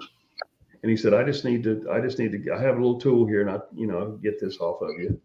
And I told him, I said, "Yeah." So he took a little snip from here, and he took 2 snips on the back of my hand, one over here on this side of my hand, and then the other over here on the back of my index finger here. And they put those little small round Band-Aids on me, boom, boom, boom. I think they were round, but anyway, after that, he said I could get dressed, and I was still real thirsty, and nobody's ever offered me any water. I mean, I couldn't believe it. I finally got some water, but anyway, so now the time's probably somewhere around 1 o'clock. I mean, it'd been a long ordeal, from 6 o'clock the previous evening, and I'd been up when we just got to the field that day when all this happened at 6 o'clock. So I hadn't been asleep yet. And then all the way around the clock, or whatever happened. And then now it's 1 o'clock the next day. And, I'm kind of like wrung out pretty well, And so get back to the commander's office, have to go through the whole reporting in session again, knock on the door, go in, stand at attention, or, salute him. I mean, I don't know what the deal with that was. I don't know, but I don't know. I still thought I was in trouble. And so then he holds up a number 2 or a Skillcraft pin, just like this. They still make them. And hands me a report form. And I thought it was a Form 1000, but Robert Hastings, he looked that up, and it's not a 1000. It's another form concerning in 77, whatever aerial phenomena was at that particular time, or a UFO report, or whatever you want to call it. And he had a little room, I guess it was a briefing room right off his office, which there were like 8 chairs in it. It was all, oak chairs and a long table, and he put me in there with these forms, and I had 3 of them, and each one was a, onion skin kind of duplicate. Made 3 copies, the original and 2 copies, I should say. So he gave me a stack of those, and I wrote the entire incident. It took me another hour and 20 minutes to do that or so. And then I had to sign end a statement on it, initial it and date it and all that, and bring them back out to him. And as I did, he was looking them over. And then he had this Captain Jack Reed walked over behind his desk behind him, and he handed him these papers. And he said, I want you to take a look at these. He said, I need you to sign these. He said, you can't, release any of this information to anybody. This is classified. It's nobody in this room other than in this room can know about this incident. And I said, yes, sir. And so I signed the paperwork, and that was provided by that Captain Jack Reed of OSI, and handed it back to him. And I never discussed anything with anybody up till about 18 days later. And after that, I was able to call my wife, somewhere right around 4 o'clock by that time, when she came to get me. And she was perplexed because I should have been gone for another 2.5 days before I would come back in that 3rd day, or the morning of the 4th day. I stand corrected. But so she was real, inquisitive. And of course, I had a Band-Aid on my head, and 2 on my hand, and what happened, and all that stuff. So I just said, I just had an accident, and, I just made up something per se. But I became so interested or so enthralled in pyramids. And I mean, like overnight, man, I just freaked out over. I had to find out every single thing about pyramids and that structure that I could. Read everything. And Eric von Daniken's book came out, Chariots of the Gods. I think I about memorized that. And everything concerning pyramids, I just had to find out. It felt as if I was on a mission or something about that. Dreams, I mean, unbelievable dreams of cataclysmic. Yeah. Is your speculation that there was a pyramid within that big old gaseous ball? I have no idea. Honestly, I don't have any. I just wonder why the pyramid connection. I was trying to place that and figure that out. Yeah, it just happened.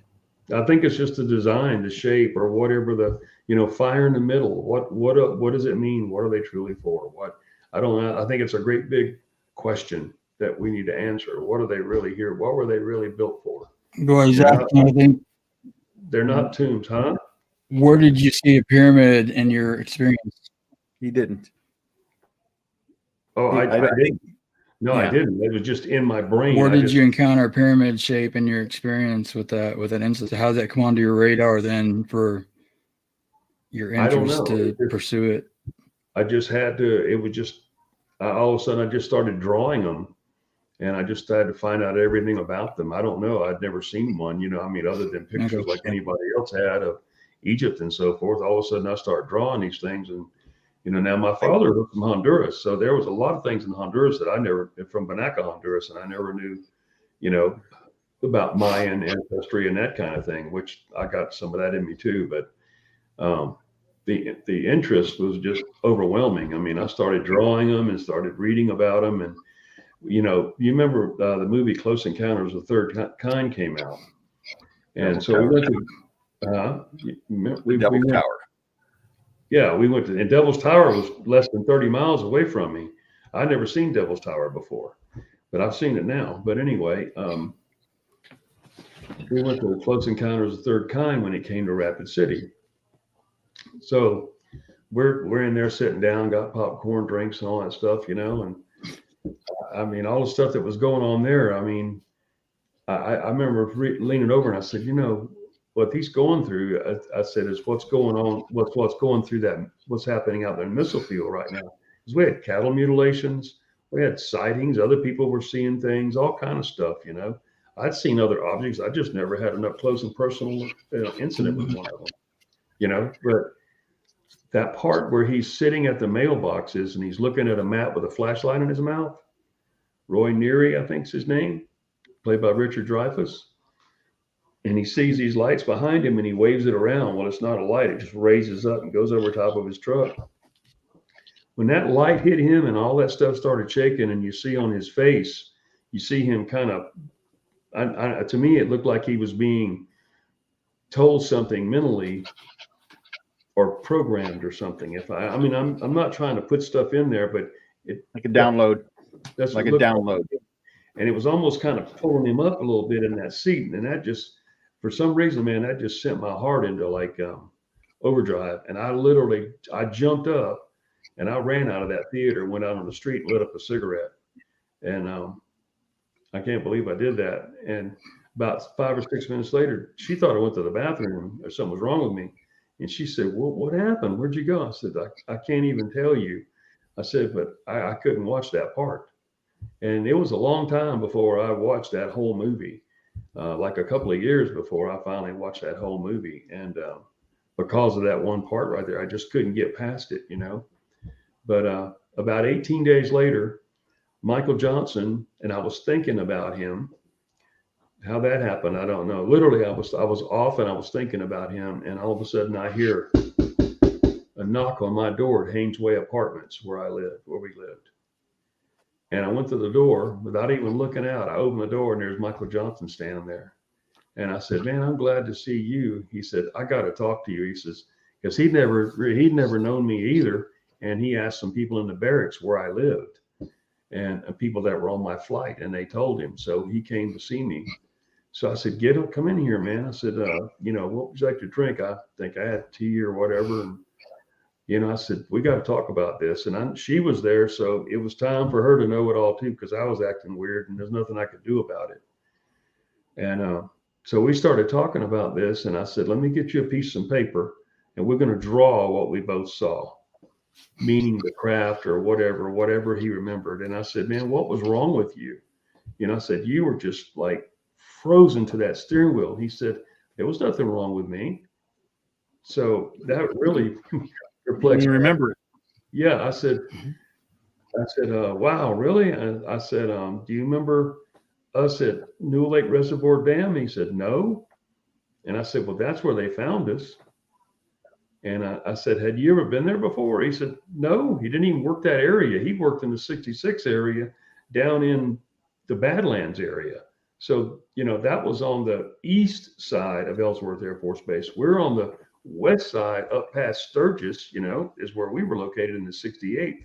You had the 66th, 67th, and 68th squadrons or areas that flights worked in.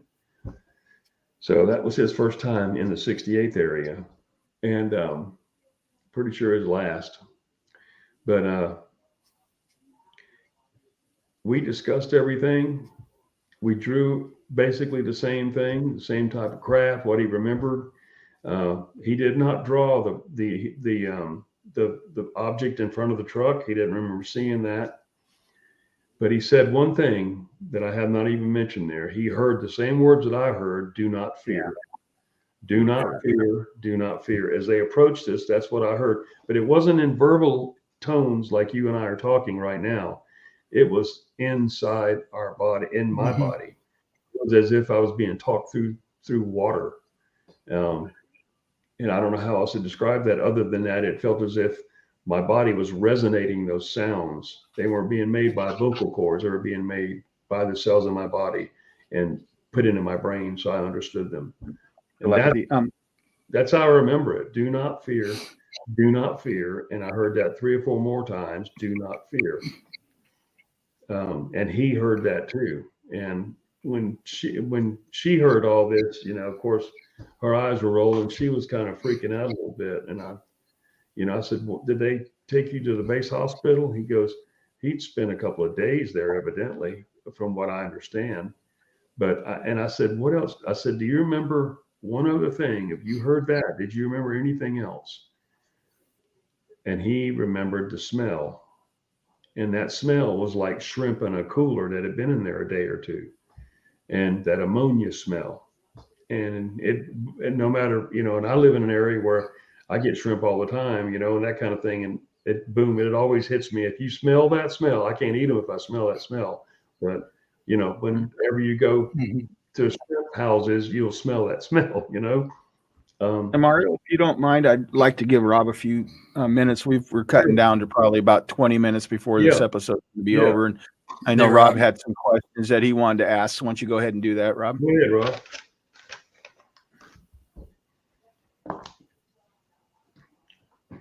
No, I was going to say, it sounds like they were outgassing. I mean, hypothetically, if they're from a higher atmospheric environment, coming down to a 1 atmosphere from, say, like a 50 atmosphere with ammonia-based atmospheres of oxygen, they would be outgassing that smell here like it was in Vargina with what James Fox was talking about, where they had that overpowering smell. They probably weren't. They were probably used to a lot heavier atmospheric pressure. Basically, there it was dissolving in our atmosphere, dissipating, evaporating. Could explain also him being in the truck and so- what he felt too, wouldn't it, Rob?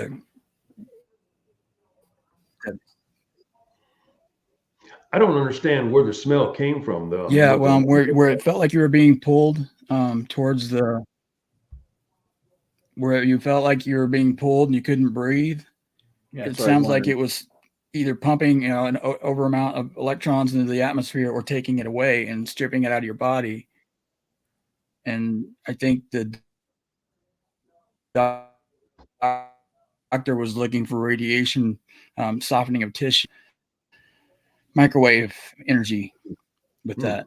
So that's kind of consistent. And the feeling out of body, basically it was phase shifting your electrical from your biological, and the interface hadn't quite completely reintegrated when you're having those sensations. Wow.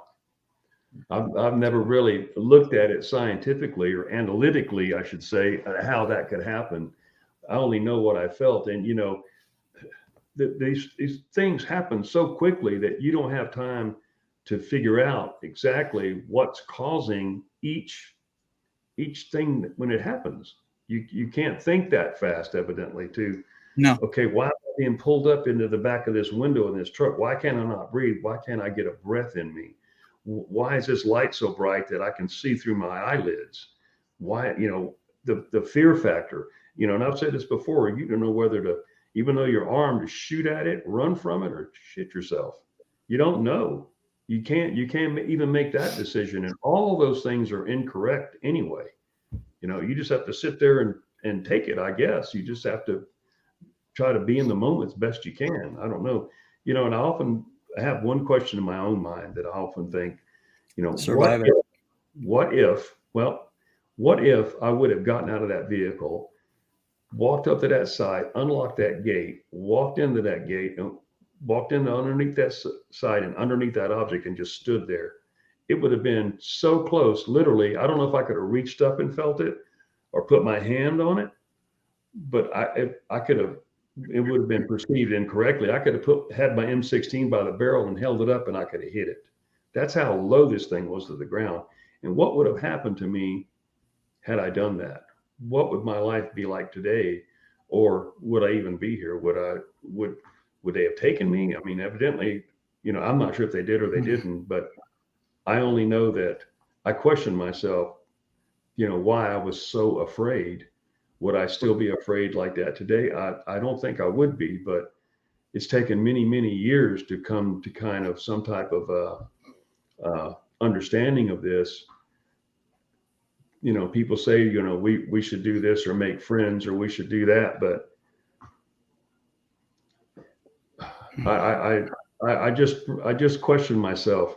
Why did I just get so afraid? Why did I not get out of that vehicle and walk up there? Like an ambassador would. That's kind of like the way I feel in a way. Since it all happened, why did I not do that? Was that what they were looking for, or why? Because that was the closest launch facility to our launch control facility. I saw them in the atmosphere. So Robert Hastings said, he goes, they didn't just see you, you saw them first. And I said, I guess you're right. He said, maybe they had to find out who did this. Who can see us? Who's got the whatever to flash at us like that? But I didn't know any other way. That's the only thing I could think of. And again, I thought it was a B-52 It's like when you're like working on a. Well, you step up to your workbench and you're working, and you don't realize you step on your cat's tail until it squalls at you, and then you're, oh, okay, you're there. Sorry. That sounds kind of like what happened. You know, that you're inconsequential till you made a noise. Like, oh yeah, we're suffocating this guy. We need to shift, lower the energy threshold a little bit, so we choke him out and kill him. It's that kind of deal. You know, it sounds like they gave you the courtesy anyway to not kill you. So that was nice. Or just take it. You know, I mean, how many human beings have vanished over the years? I don't even know. But honestly, I question myself, you know, why did I not get out of that vehicle and walk up there? You know, and again, if something would have been smaller, would it have made a difference? But something so large that totally blows your mind how it's even in the atmosphere, how it can't be seen from miles away. I mean, granted, the population of Newell was only 230 at the time, but somebody around there had to see it. And we were at Discovery Plus, they were talking about doing a roundtable and going back again and getting this Carl guy, I think that's Carl somebody, to come back and to sit around this roundtable and discuss this, and then to open for questions. You know, anybody that still lived there, and I'm sure a lot do, did they see anything that particular night? You know, because like I said, I mean, this thing, it looked like a mini moon, and you know, I mean, sitting on top of that missile site, it had to be seen from who knows how far away. And the brightness, I mean, question that Rob, sun, you know. Yeah. Question that Rob brought up earlier is the because somewhat of the description you've given of the aliens kind of looks like grays, but if I remember right, the color wasn't exactly gray. Was it bluish gray or was it Bluish. blue? Yeah, it had a blue tint to them. Yeah. Okay. Could that be anything have distorted it Teal. to make it look more blue and not gray, or is it just naturally blue? Because people are going to wonder that question. Honestly, I think that, you know, they could be gray, but I think the light that was, you know, from their own craft, if that was their craft, which I suspect it was illuminating them in a way that they had a bluish tint to them. Just like Michael Johnson, he appeared to have he was bathed in a blue light. Right. And a blue light that I can't, you know, I've got colored pencils over here by the hundreds, and there's no color in there that simulates that color. Well, my daughters and my wife have these LED lights in our bathroom. Yeah. And when you go in them, it just makes your shirt glow different colors, or it highlights the colors. And so anyway, I was just curious about that. Rob, did you have some more questions? We still have another 13 minutes or so. Or you just want to just go with questions as we go?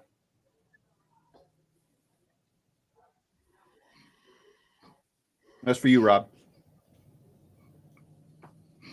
I was just going to say the light, the blue tint would be ionized. It would tell you what gases, what radio frequency it is according to the color spectrum being ionized with that blue tint, and that would tell you what magnitude frequency specifically is being emitted at that point.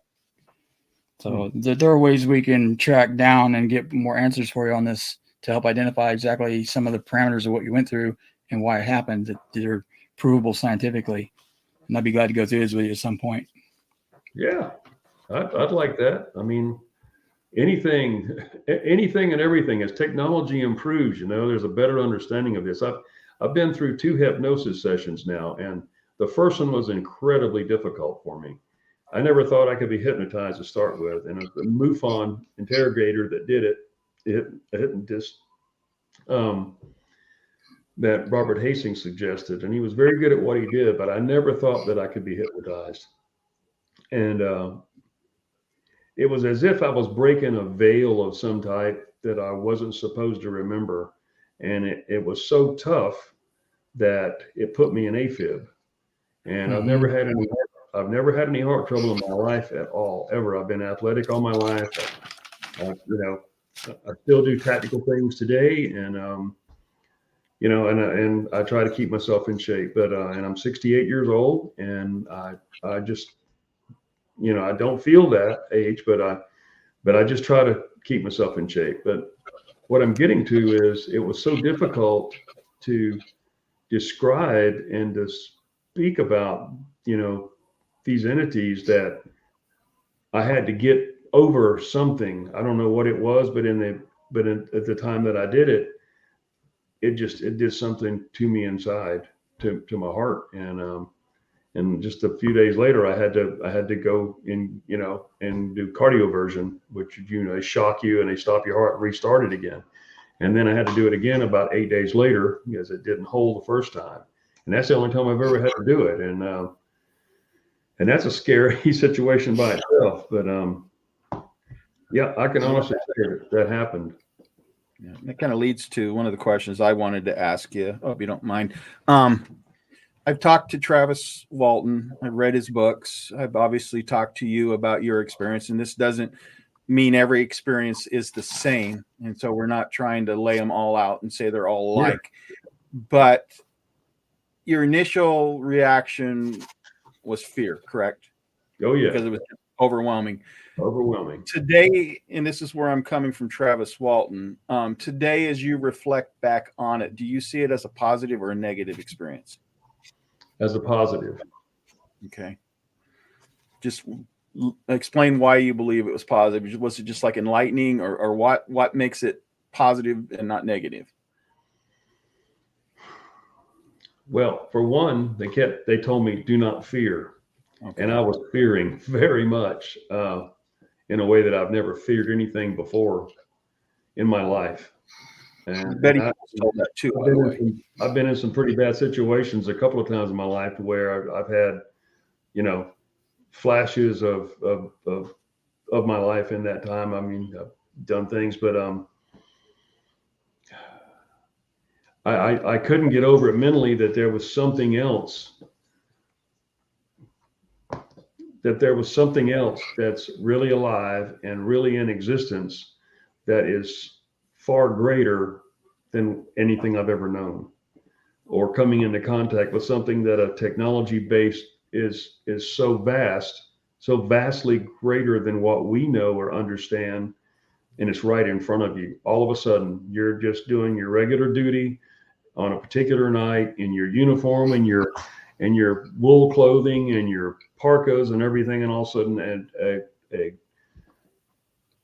an entity like this or these approach you that have technology that you can't begin to relay to anybody, let alone understand, feel, or know how to communicate with. I mean, they hold all the cards. You are that single rabbit in the middle of a desert, and there's one sagebrush and it's rolling, and you're trying to stay in it to stay away from them for fear of what they may do to you because of their vast amount of knowledge that you don't have. And you won't have it in another 1,000 years. I don't care what some of these people say. Their knowledge base is beyond what we can even imagine, regardless of how many we've de-engineered or whatever. I honestly believe that. Well, one of the things that I want to make everyone aware of is that this is the first of at least 2 episodes we're going to have, and we're going to have another one where we're going to talk about some other experiences that Mario had. Excuse me. And we're going to talk about the hypnosis sessions. We're going to talk about a childhood experience. We're going to talk about what looked like a portal. And we can also give Rob an opportunity to do some research on some of these radio signals and the stuff that he's working on. Seems to be a field that, the research side of it is his strength. And so maybe he can do that to try to understand the out of body experience and maybe explain it to the audience. A lot of times we have to bring these technical terms down. We have to bring them down for the average person to be able to understand them.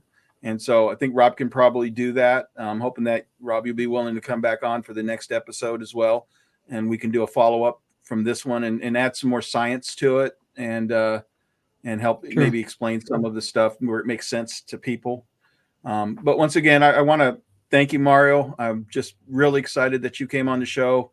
I think this was a good podcast, and the audience will agree as well. And Rob, you had some really, really good questions along the way. You had some really, really good insight that illuminated parts of this story that would not have been illuminated. We would not understand in the totality without you. And so I want to thank both of you for coming on this podcast. I want to remind everyone, this is a newer podcast, and so we need subscribers. And so I'm going to ask you to go ahead and subscribe. This channel is beginning to really take off. We've got some really good guests, and I think we're going to have Christopher Sharp at the end of January, and I'm negotiating with a couple other people. But anyway, we're going to have Mario again, and what a blessing to have him. He's got just an incredible story. And one of the things, Mario, I'll say that separates your story from some of the other stories, it doesn't mean that those weren't important.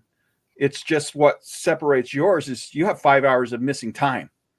And if they, they from your regression hypnosis, it seems they took you, and they didn't just take you and Michael, they took the whole stinking truck. Yeah. And so I think that's the only one of these stories around the missile silos where somebody was actually taken that I know of anyway. Is that your knowledge as well, Mario? March 22nd, this year, I testified to Arrow for 4 hours and 19 minutes.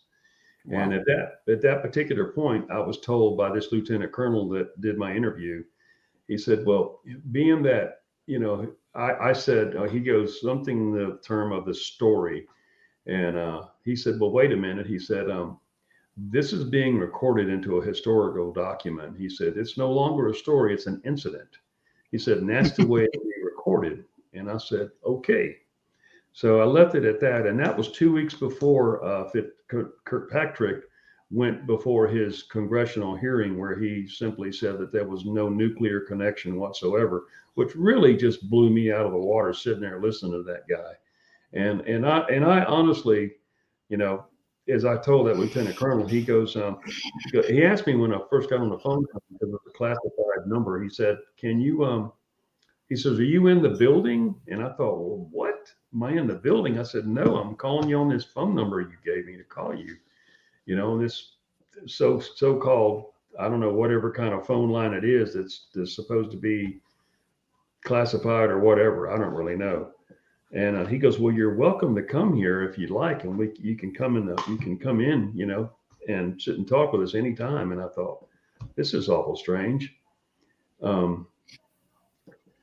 I just found that really weird. But then when he turned around and said that Kirkpatrick had to have this information before this hearing in Congress, and then for that man to sit there and say what he said, I mean, I felt like it was really just a slap in the face. It was an insult. And a lot of the people that I'm in this circle with, definitely, felt literally the same way. And none of them have questioned or have interviewed longer than I have.